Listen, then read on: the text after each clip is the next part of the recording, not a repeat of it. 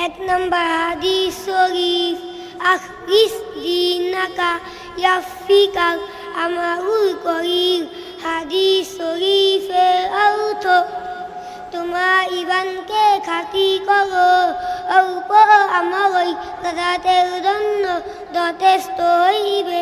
2 নম্বর হাদিস শরীফ, খায়রুকুম মান তাআল্লামাল কুরআনা ওয়া আল্লামা। হাদিস শরীফের অর্থ, তোমাদের মধ্যে সর্বপ্রথম ওই ব্যক্তি যিনি কোরআনবাদী শিক্ষা করেন এমন অপরকে শিক্ষা দেন।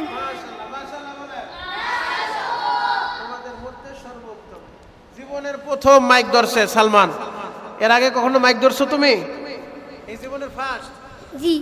মাশাআল্লাহ। আজকে তোমার কেমন ভয় লাগতেছে? ভয় লাগে না? না। মাদ্রাসা আসার পরে তোমার কি ভালো লাগছে না খারাপ লাগছে? ভালো লাগছে। এই মাদ্রাসা আসার পরে এই মাদ্রাসার ওস্তাদদেরকে তোমার ভালো লাগছে না খারাপ লাগছে?